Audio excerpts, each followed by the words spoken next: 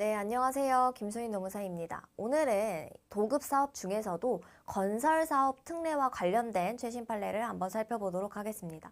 먼저 사실관계를 한번 정리해 보면요. 하도급을 받은 주식회사 E가 있었던 거예요. 거기에 대표이사 J라는 분이 아예 따로 있습니다. 그랬을 때 누가 피고인으로 들어와요? 법인이나 대표이사가 아니라 이 피고인이라는 자가 아예 따로 존재를 합니다. 보시면은 이 피고인은 누구냐면요. 건설 등록이 되지 않은 건설 사업자가 아닌 자에게 재하도급을 준 자예요. 왜냐면은 보통은 그 대표님이 모든 의사결정을 할 텐데 여긴 특이하게 이 피고인이 누구한테 하도급을 줄지 여부, 하도급을 준다면 지휘 감독, 그리고 대금을 어떻게 줄지 이런 것들을 다 이자가 처리를 했고요. 그 다음에 만약에 그 공사에서 수익이 납니다.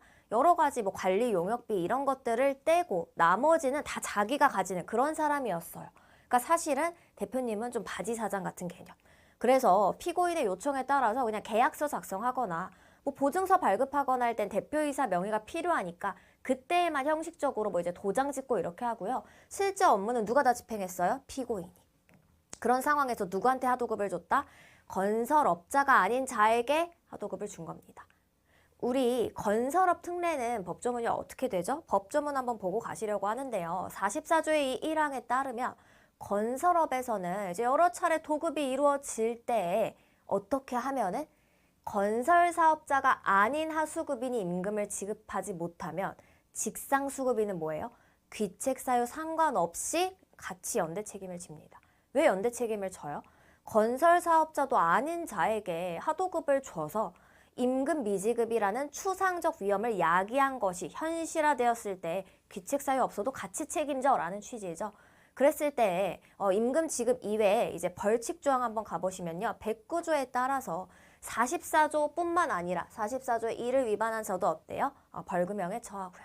그 다음에 양벌 규정에 따르면은 사업주의 대리인, 사용인, 종업원이 이런 109조 위반 행위를 했을 때에는 누구뿐만 아니라 행위자뿐만 아니라 사업주에게도 이제 같이 벌금형을 과하는 양벌 규정을 우리 두고 있습니다. 그러면은 요 상황으로 다시 와보면은 건설업자가 아닌 하수급인이 임금을 체불했어요. 누가 책임을 져야 되죠? 그렇죠. 직상수급인 주식회사 E와 대표이사, 사업주와 경담자가 책임을 지는데 여기서는 사실은 누가 실질적으로 이걸 다 관리 감독했어요? 피고인. 이자한테 책임을 물을 수 있냐라는 거예요. 근데 여러분 잘 따져보시면은 하수급인의 직상수급인은 누구예요? 주식회사 E. 그가 사업주죠. 그러니까 법인이죠, 사업주가. 그리고 대표이사 J는 뭐예요? 경영 담당자.